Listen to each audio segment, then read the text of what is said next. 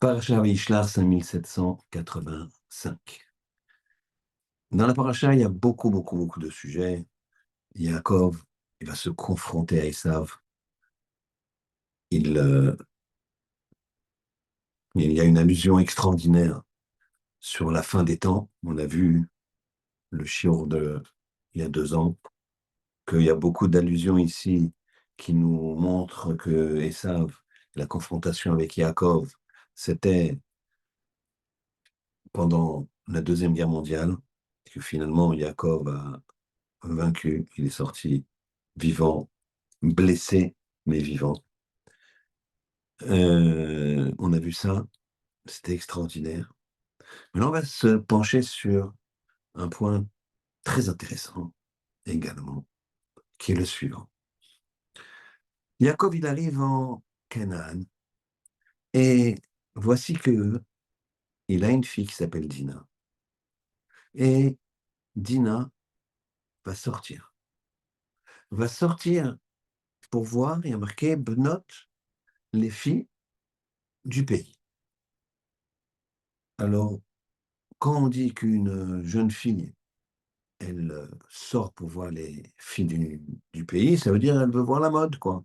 Elle veut voir comment les filles elles sont, comment elles s'habillent, etc. Elle veut comprendre. C'est plutôt, on va penser, péjoratif par rapport à la, l'image qu'on a des enfants de Yaakov. D'autre part, une jeune fille qui a de la discrétion, de la pudeur, de la tsniout, eh bien, elle ne sort pas comme ça. Et le pasuk nous dit la chose suivante. Va Tetse Dina, elle est sortie, Dina, bat Léa, la fille de Dina, de Léa, pardon. Yalda et Yaakov, qu'elle a enfanté à Yaakov. Lirot bivnot haaretz, pour voir les jeunes filles de la terre. Immédiatement, il s'est passé un drame. Vayarota Shrem ben Chamor, il a vu Shrem ben Chamor. C'était la ville s'appelait Shrem et le gouverneur de la ville s'appelait Shrem également. Et donc Shrem ben Chamor, Shrem le fils de Chamor, l'a vu et il l'a prise de force. Catastrophe. Mais Vatidbak Nafsho, Medina, il s'est attaché à elle et à Vayehav et Anahara, il a aimé cette jeune fille. Et donc là, il y a toute une histoire qui va se passer à ce moment-là. Rachid sur place s'étonne. Et on dit, il y a marqué Bat Léa, Vélo Bat Yaakov. Il y a marqué Batetse Dina, elle est sortie Dina, Bat Léa, la fille de Dina. On aurait pu dire la fille de Yaakov. En général, on ne dit pas la fille de la mère, on dit la fille du père. Donc Rachid s'étonne et fait remarquer, il y a marqué Dina Bat Léa et pas Bat Yaakov. On continue Rachid. Et là, Al-Shem Yetziata, elle était sortie, Nikret, elle s'est fait appeler Bat Léa, fille de Léa. Chez Af'i, de même, elle, c'est-à-dire Léa, Yatzanit. Quand tu regardes ce mot, tu trembles. Yatzanit, ça veut dire, excusez-moi, je le dis parce que Rachid l'a dit, mais sorteuse. Léa Yatzanit. Aïta, elle était. Chez Nema, parce que c'est marqué plus loin, Tetse Léa Likrato, Léa, elle est sortie à la rencontre de Yaakov dans la paracha qu'on a vue la semaine dernière. Elle est sortie à la rencontre de Yaakov et elle aurait dû attendre. On va expliquer, on va revenir en détail sur pourquoi elle est sortie. Mais en tout cas, on l'appelle sorteuse. C'est incroyable. Et on continue. Ve'alea mashlo, et sur elle, il y a un machal, il y a une parabole. Keima kibita. Comme la mère, la fille. Telle mère, telle fille. Telle fille, telle mère. Terrible. On parle ici de Léa. On ne peut pas imaginer la grandeur d'une telle femme. Dans le devinez d'ici, on considère Abraham, Yitzhak, Yaakov, Rachel, Léa, etc. Tous ceux qui sont avant nous. On parle du Gaon de Vilna. On les considère, ces gens-là, comme des anges, alors nous, on est des hommes. On est des personnes, des hommes, des femmes. Par contre, si on les considère comme des hommes, on dit oui, ils agissent, on se met à leur place, etc. Alors nous, on est des animaux, tellement ils sont hauts. Et maintenant, tu me dis, elle est yatsanite, elle est sorteuse. Qu'est-ce qui se passe ici? Très, très dur. Très, très dur. C'est la première question. Comment Dina et Léa peuvent être qualifiées de yatsanite, sorteuses? Deuxième question. La suite, c'est quoi? C'est que Dina, elle va se faire attraper et il y a marqué Vayanéa, elle va souffrir. Elle va souffrir. Elle est loin de sa famille. Pourquoi elle doit subir cela? Juste parce qu'elle est sortie? Qu'est-ce qui se passe ici? Alors, on va poser une autre question. Elle a subi cela pour la raison suivante. Lorsque Yaakov a rencontré Esav, Esav vient avec 400 hommes. Il vient de façon agressive vers Yaakov. Yaakov, il se prépare à la guerre, il se prépare au cadeau, il se prépare à la prière. Trois choses. D'abord la tefila, c'est Hachem qui fait tout, je fais rien. Deuxième chose, le cadeau, il a envoyé plein de cadeaux. Troisième chose, la guerre, si besoin. Et voilà que quoi? Que ça arrive. Et malgré ses intentions belliqueuses, il s'émeut un peu. Et il regarde toute la famille de Yaakov, porte ses yeux sur tout le monde, pas sur Rachel, Yosef cache Rachel, sa mère, par pudeur. Et il ne pourra pas porter ses yeux, et savent, sur Dina. Dina était extrêmement belle, et Yaakov s'est dit, j'ai peur que ce mécréant, ce rachat, il porte les yeux sur ma fille, donc il l'avait cachée dans une malle. Mais ça va lui être reproché. Pourquoi? Parce que Dina, qui est une grande sadéquette, elle aurait peut-être, si elle avait épousé ça, elle aurait peut-être pu lui faire teshuva. Alors il y a eu un din, un jugement du ciel sur Yaakov, puisque tu as refusé de donner ta fille Dina à quelqu'un qui est circoncis, alors elle va être prise par quelqu'un qui n'est pas circoncis. Terrible. Pourquoi une telle sévérité pour Yaakov? Quelle souffrance de voir un enfant qui souffre. Pense aux Khatoufim.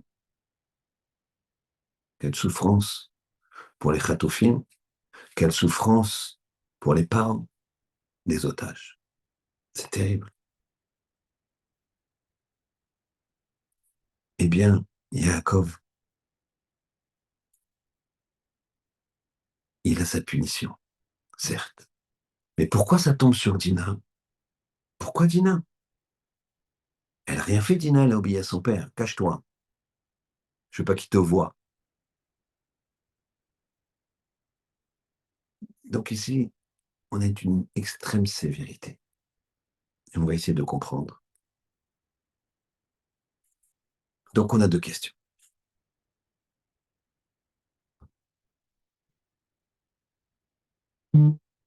La première question, c'est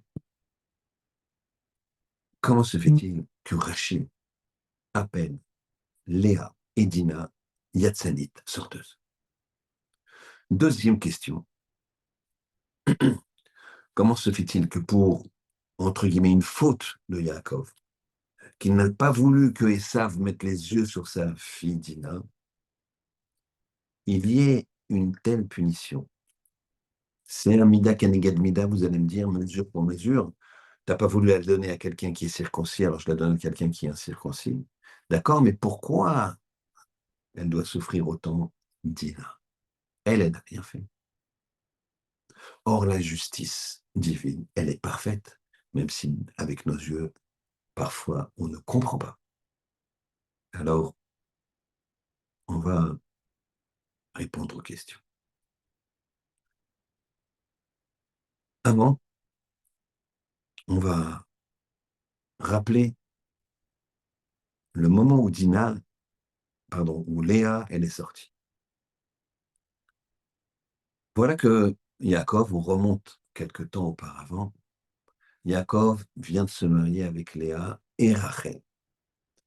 Léa a des enfants. Elle est très féconde. Réhouven, Shimon, Lévi, Yehuda, 4 enfants, et puis ça s'arrête. Rachel n'a pas d'enfant.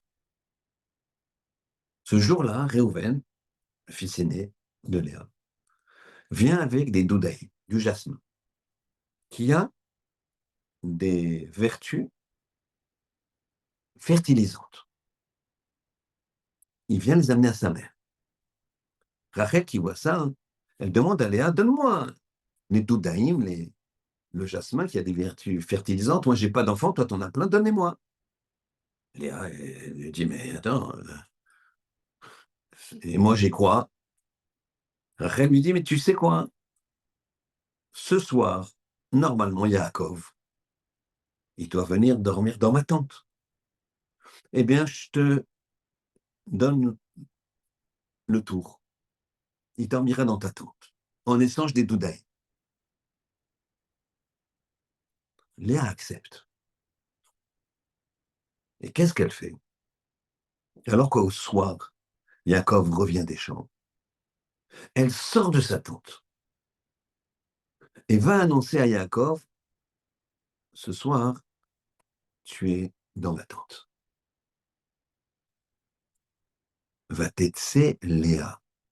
L'Ikrat Yaakov, elle est sortie. On lui reproche d'être sortie, apparemment, puisqu'elle était sorteuse. Elle n'aurait pas dû.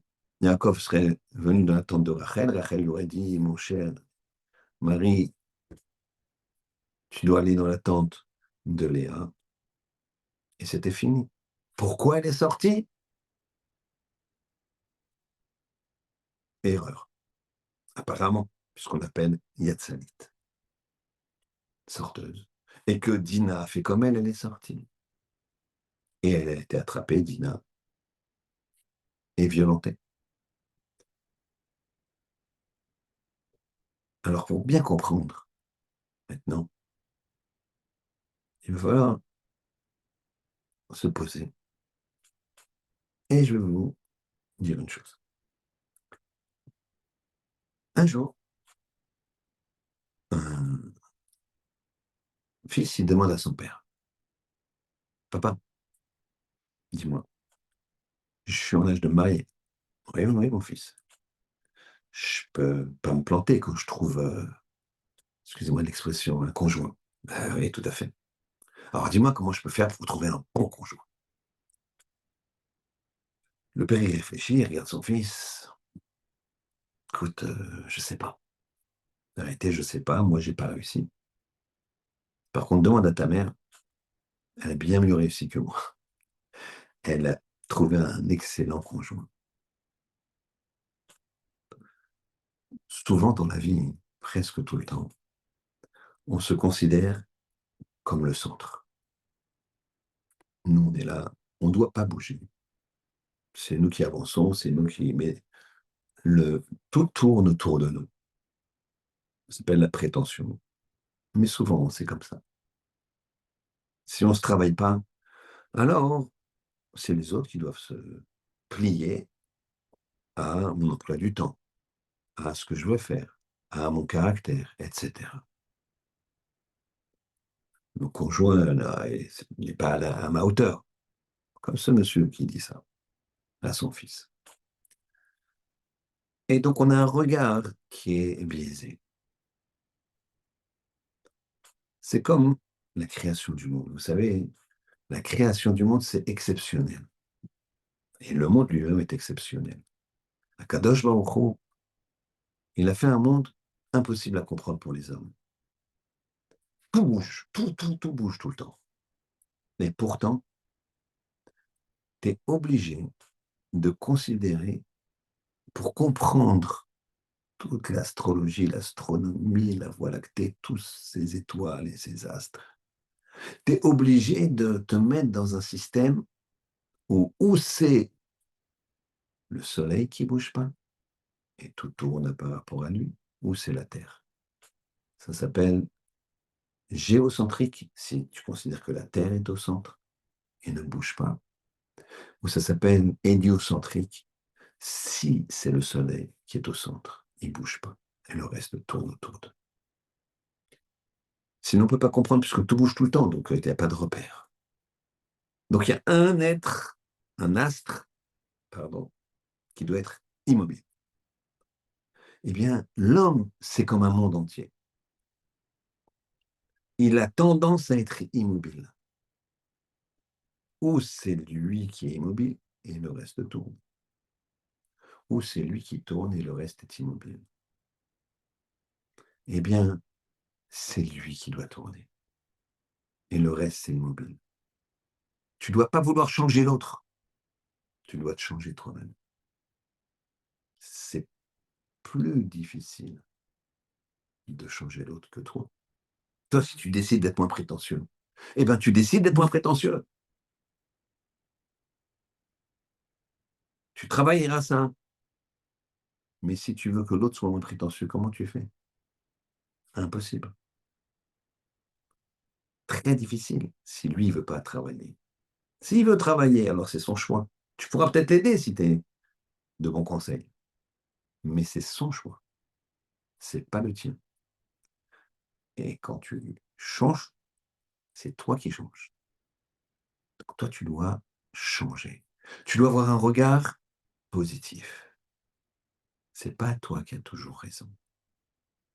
Et ici, dans les questions que l'on a posées, il va falloir se positionner d'une façon positive et ça va être difficile. Parce que je ne comprends pas ce qui se passe ici. Tu es en train de qualifier, toi, Rachid, le grand Rachid, Dina et Léa de sorteuses. Je suis désemparé. Première fois que j'ai lu sur Rachid, j'étais vraiment désemparé. Jusqu'à que j'écoute une explication extraordinaire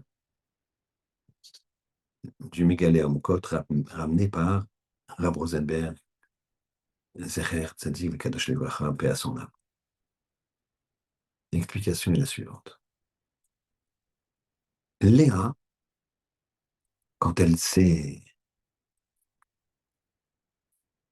est sortie à la rencontre de Yaakov, on lui reproche, dans la nuit, elle a conçu un enfant qui allait naître et qui était Yissachar, le cinquième fils de Léa.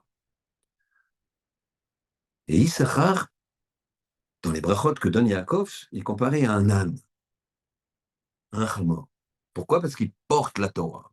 Et l'âne, il est têtu. T'es têtu comme un âne. Et donc, il est têtu. Tu lui mets la Torah, il ne bouge pas. Les hommes de Torah, ils sont têtus. Quand Nebuzaradan, il est venu dans le Beth Amikdash pour le détruire, alors ils étaient en plein combat. Nebuzaradan, c'était les Chaldéens, c'était le chef des bouchers de Nebuchadnezzar Nabucodonosor, qui était lui resté en Babylonie, à Babylone, et il avait envoyé son responsable, barbare. Il était en train de tuer, puisqu'il fallait monter jusqu'à Yerushalayim, jusqu'à Jérusalem. Ensuite, jusqu'au parvis du temple que chacun connaît, avec le kotel, le mur. Et donc, il était le glaive plein de sang, ces soldats en pleine guerre. Quand quelqu'un est en guerre, alors il y a un taux d'adrénaline en lui qui est énorme. Et encore plus à l'époque où c'était du combat corps à corps, corps à corps. Et donc là, il est dans un état semi-animal. Eh bien, écoutez bien. Il rentre dans l'enceinte du Beth Amikdash. Il faut casser la porte pour rentrer dans ce qu'on appelle la Hazara, là où il y a les Kohanim qui chantent, les Lévi'im qui chantent et les Kohanim qui font les sacrifices. Les Kohanim et les Lévi'im, ils savaient, ils entendaient les bruits de guerre. Mais en même temps, c'était le moment de faire des chants et des sacrifices. Ils ont dit de toute façon, jusqu'au dernier moment, on fera la volonté d'Hachem. Donc ils ont continué leur service. À l'instar d'enseigner Shivot, entourés par les croisés qui allaient mourir. Ces gens des yeshivot qui allaient mourir, c'était indéniable, il n'y avait pas de quartier, rien. Ils entendaient que les portes allaient tomber. Ils n'avaient pas d'âme, ils n'avaient rien. Ils continuaient à étudier jusqu'au dernier moment. Et bien là, Nebuzaradan, il est venu, assoiffé de sang, sanguinaire. Il ouvre la porte.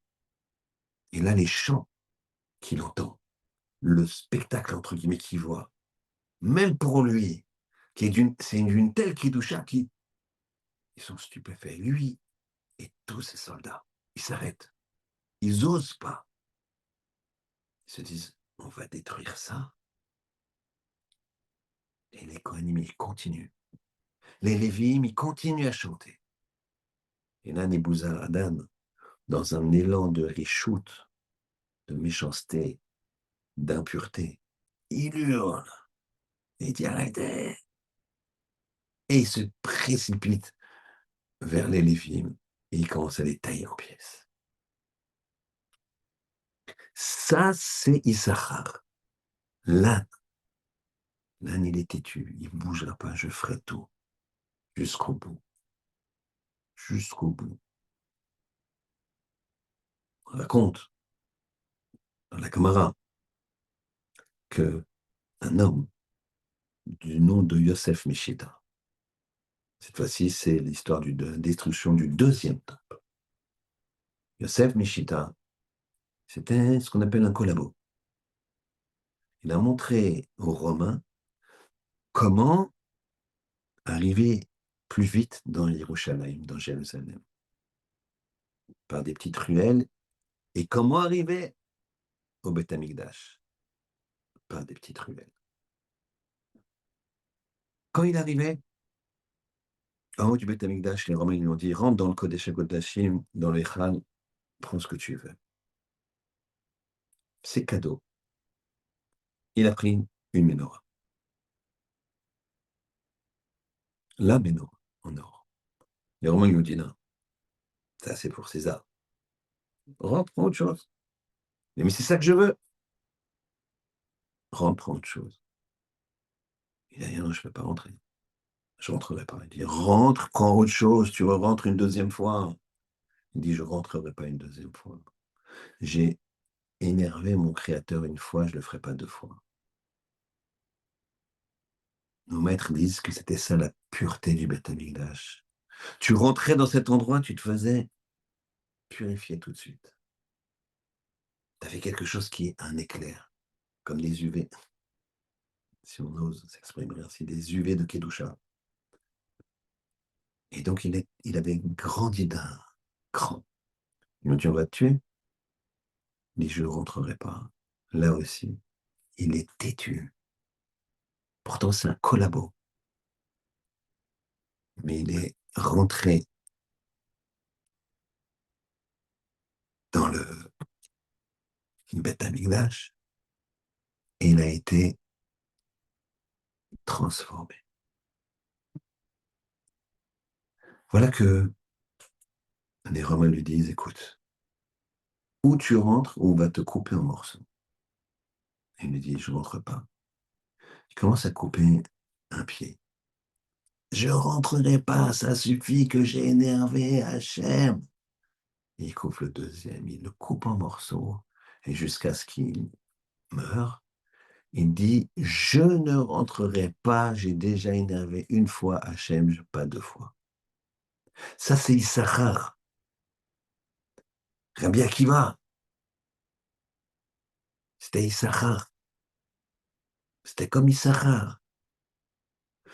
C'est le seul Rabbi Akiva qui connaît à un moment de l'histoire juive la Torah. Si Rabbi Akiva meurt à ce moment-là, il n'y a plus de Torah. Et pourtant, Rabbi Akiva, il continue à enseigner, alors que les Romains le savent, ils veulent le tuer absolument.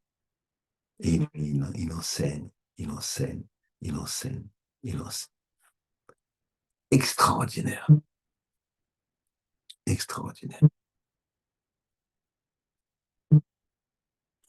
Alors, Rabbi Akiva, il se fait attraper. Et pareil, il va résister à la souffrance. Résister jusqu'au bout. Pourquoi? Parce qu'il pense à la Torah. Rabbi Akiva. Et entre-temps, il a formé 24 000 élèves qui malheureusement sont morts. Il a en formé encore 5 élèves qui vont diffuser la Torah. Et cette fois-ci, la Torah va être diffusée de façon abondante. Rabbi Akiva, il n'a jamais lâché. C'est l'âne qui porte la Torah. Et on regarde et on s'éteint. Et on se dit, mais Rabbi Akiva, d'ailleurs, je viens de dire que c'est l'âne qui porte la Torah, comme l'âne. Et on voit qu'il y a plein d'histoires de Rabbi Akiva avec des ânes dans la Gemara. Plein d'histoires. C'est toujours un âne. Âne, Torah, Hamor, Torah. Et on s'est dit, tiens, Léa, elle est sortie et elle a eu Issachar qui est comparé à un âne qui porte la Torah. Mais Dina, là, elle est sortie pour voir les filles du pays et finalement, elle a été prise par Shrem ben Hamor, le fils d'un âne. Qu'est-ce qui se passe ici? Eh bien, regardez comment il faut regarder et comprendre avec d'autres yeux. Et on va répondre à toutes les questions. On va comprendre pourquoi Rachid a dit Yatsanit. Mais on va comprendre que ce n'est pas ce qu'on pense. Que Rachid ne peut pas dire elles sont sorteuses. Telle mère, telle fille. Telle fille, telle mère. Dans les deux sens. Dina, elle sort. Elle sort pourquoi? Dina, elle sent que dans cette ville-là, il y a une neshama, il y a quelque chose de très puissant qui est à la capacité d'être le point de jonction, d'intersection de toute la Torah d'une génération. Elle sent ça. Et elle se dit, il faut que j'aille voir les filles du pays pour savoir si il y a des filles comme ça qui sont tzadékettes. Essayer de trouver une tzadékette dans ces filles-là qui est censée pour moi donner naissance à quelqu'un qui sera l'ancêtre de celui par lequel, à un moment, la Torah passera uniquement par lui. Ce qu'elle n'avait pas compris, c'est que la neshama qu'elle a sentie, c'était celle d'un homme et pas d'une femme. Et que ça devait passer par qui? Par elle. Elle a senti qu'il y avait quelque chose à faire. Elle se sent obligée de sortir. Elle veut sortir. Elle te dit, la providence divine me dit de sortir. Elle ne peut pas imaginer que c'est elle, le sommet de la pyramide. Alors elle va chercher chez les filles qui sont là. C'est plus logique qu'une fille épouse un homme de le même village. Elle ne pense pas être dans la... Elle ne peut pas imaginer, elle, fille de Yaakov, qui va avoir un enfant d'un incirconcis. Et pourtant, c'est ce qui se passe. Shrem Ben Hamor, il arrive. Ça devait être entre lui et elle. Et finalement, dans sa descendance à elle, vous l'avez compris, c'est Rabbi Akiva, qui est toujours accompagné d'un Hamor. Et en fait, donc, c'est ça qu'elle a ressenti, Dina. De la même façon que quoi? Que Léa, elle a senti que cette nuit-là, il fallait pas louper cette relation avec Yaakov qui allait donner Issachar comparé à un Hamor qui va porter la Torah. Donc elle est sortie. Pourtant, Dina, elle est très, très, très, très tsniout. Elle reste dans la tente. Elle ne bouge pas. Très tsniout. Très discrète. Et bien là, elle se force. Elle s'est dit, je sens qu'il faut que je sorte. Et elle prend sur elle et elle dit à Yaakov, ce soir, c'est moi. Tu viens dans ma tente. Elle ne veut pas louper la mitzvah de mettre au monde celui qui va porter la Torah. Bien sûr, tous les autres tribus, ils étudient. Bien sûr. Mais il y a le Hamor, celui qui ne bouge pas, quoi qu'il arrive. Et chacun de chez nous, on a cette capacité à être têtu. Malheureusement, souvent, on est têtu pour autre chose. On lâche rien pour autre chose. Il faut rien lâcher pour l'étude de la Torah. Tu as ton moment d'étude, tu ne dois pas lâcher. À l'instar de Léa qui a pris sur elle, qui a changé presque sa nature, qui a combattu cette façon discrète de rester dans l'attente tout le temps. Non, elle est sortie pour pas louper l'occasion de mettre au monde un homme aussi extraordinaire. Et ben Dina, c'est pareil. Une jeune fille juive, elle sort voir les jeunes filles des nations comme ça. C'est incroyable.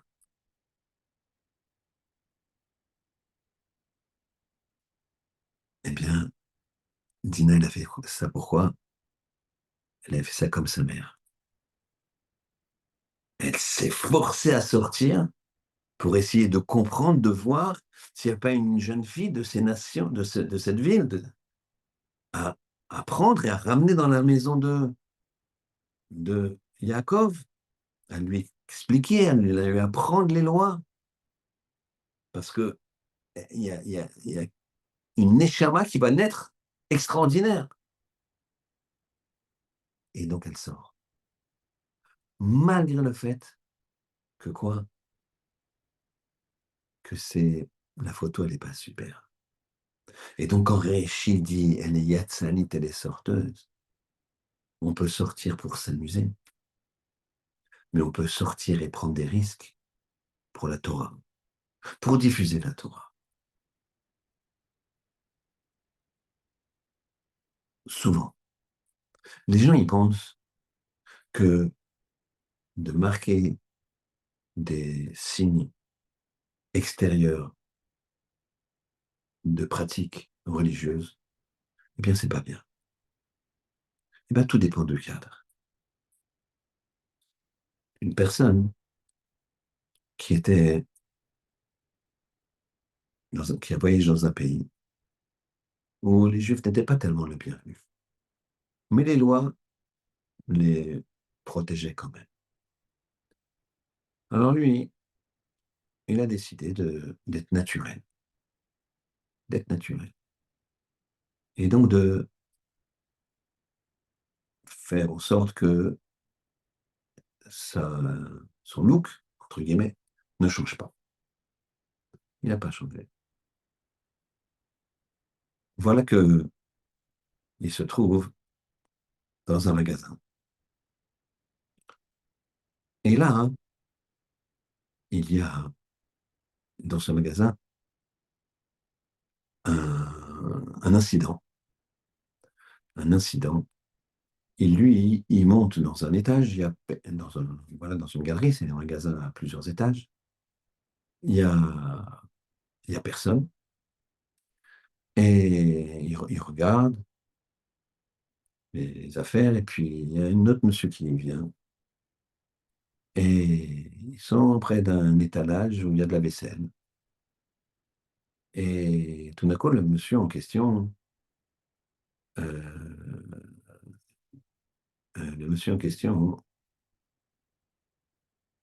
pas le religieux, l'autre personne, qui est personne de ce pays, il a un mauvais geste et il casse tout, toute une vaisselle. Il n'a pas fait exprès, bien sûr. Et là-bas, dans le pays, contrairement à certaines lois, hein, je crois en France, c'est pas comme ça. Tu casses, tu payes. Maintenant, il s'agit de beaucoup d'argent. La personne, elle regarde, hein, elle voit qu'il n'y a pas de caméra. Et tout de suite, elle se recule. Et quand les gens du magasin montent à l'étage, dans ce petit endroit où il y a donc de la vaisselle, eh bien, ils s'aperçoivent que la personne la plus proche de la casse, c'est ce monsieur, juif de surcroît, et d'apparence, puisqu'il a ces signes distinctifs des tzitzit, qui parlent. Et voilà que il est accusé immédiatement.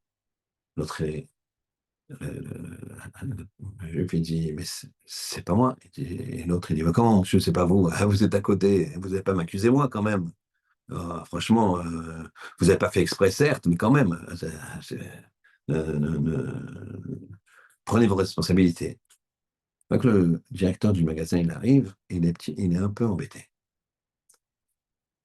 Et il sent que c'est pas le juif.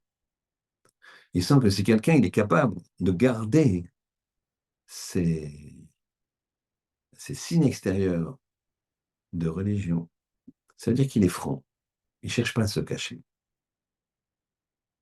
Ça veut dire que il est têtu. Et quelqu'un de têtu, c'est quelqu'un qui a des principes. Attention, tu peux être têtu du mauvais côté. Mais ce directeur du magasin, il a pensé que il était têtu dans les bons principes, dans ses principes de religion. Donc il se dit, c'est un homme honnête, un homme droit. Et finalement, il laisse partir. Le juif, il dit, il prend l'identité de chacun et il laisse partir. Et son sous-directeur dit, mais attendez, mais, ce monsieur, il vous a donné son hôtel, son téléphone, mais bon, là, il va repartir dans son pays, là. On va pas faire une demande d'arrestation Interpol pour quelques centaines de dollars. L'autre, on s'est retrouvé. Il dit, oui, mais je pense que c'est l'autre, j'ai pas de preuves. Je pense que c'est l'autre. Et donc, je préfère l'autre, on pourra le retrouver. Et quelques temps plus tard, une des vendeuses, elle a dit, quand je suis arrivé là-haut, j'ai pas osé vous le dire parce que j'avais peur de la réaction de ce monsieur, du monsieur, de l'autre monsieur qui n'était pas juif. Mais dès que je suis arrivé, j'ai entendu du bruit, je suis monté et c'est c'est pas le juif qui était proche, le plus proche de l'armoire où il y avait la vaisselle qui s'est cassée. c'est l'autre. Quand je suis descendu vous appeler, je suis remonté et l'autre, il était bien loin. Pour aller aussi loin, ça veut dire il a prémédité, il a vraiment été. Moi, j'ai vu d'où il partait. Et donc, c'est lui. Et le directeur de dire, vous voyez, quelqu'un qui est têtu dans ses bonnes valeurs, c'est quelqu'un qui prend ses responsabilités.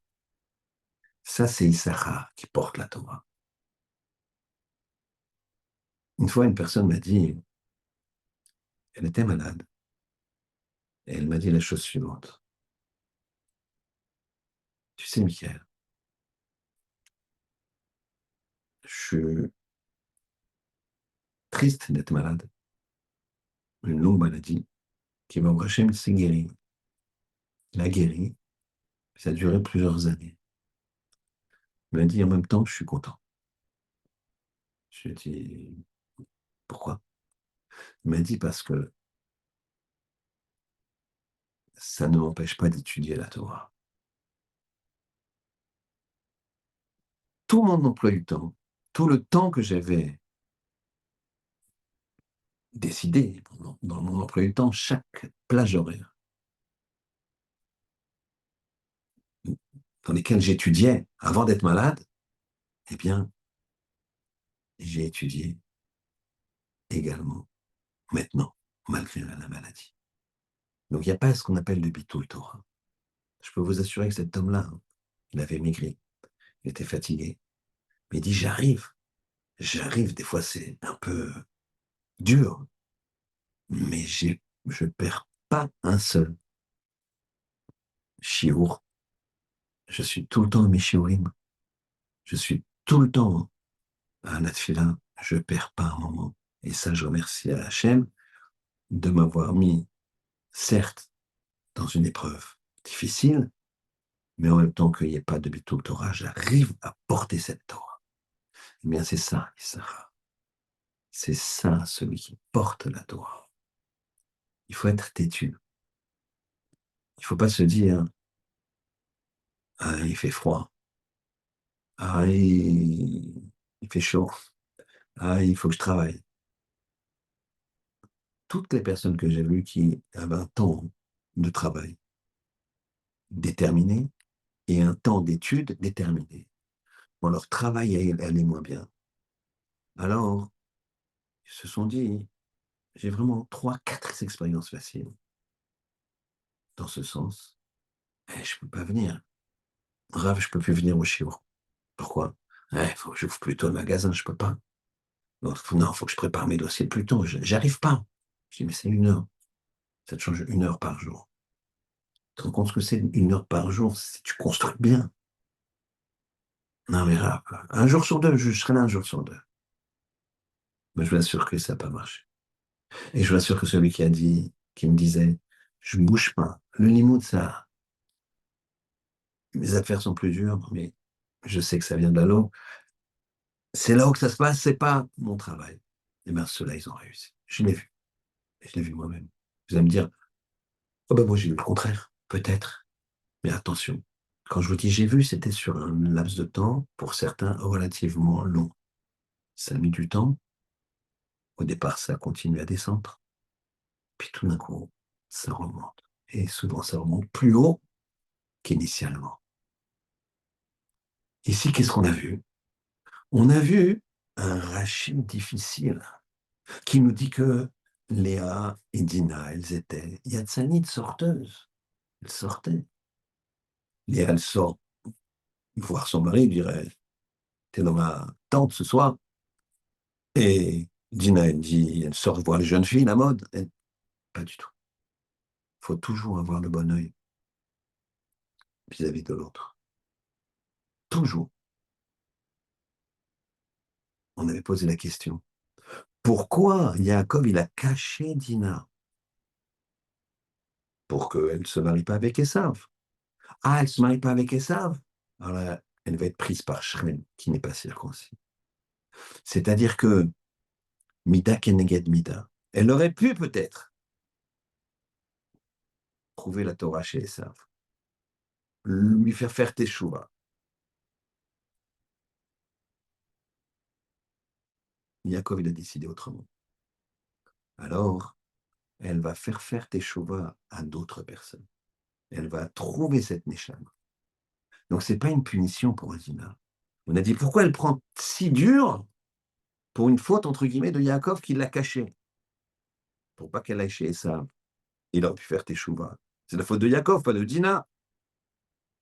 Eh bien, elle va quand même réussir à faire teshuva, à faire descendre cette neshama extraordinaire via Shrem ben Hamor.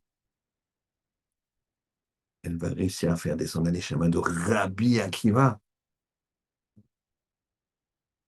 Et ça, c'est pas une punition. C'est-à-dire que Dina a été celle qui a sauvé le monde, parce que le monde ne peut pas vivre sans Torah. Donc nous, on croit que c'est une punition. C'est une épreuve, certes. Ça passe par une douleur, certes. Mais c'est une récompense extraordinaire. Alors qu'Hachem y fasse. Qu'on ait un œil bienveillant. Qu'on ne se... Même quand on étudie la Torah, qu'on regarde en profondeur. On ne peut pas dire que Léa et Dina, elles sont sorteuses. Il y a quelque chose derrière. C'est ce que nous dit le Mégalé Moukot. Apprenons à voir les choses positives, même quand la vision n'est pas claire, elle est plutôt du mauvais côté. Cherchons à regarder le positif qu'il y a. Comme ça, on grandira. Comme ça, on se rapprochera d'Hachem avec la Torah et la Kedusha. Shabbat Shalom.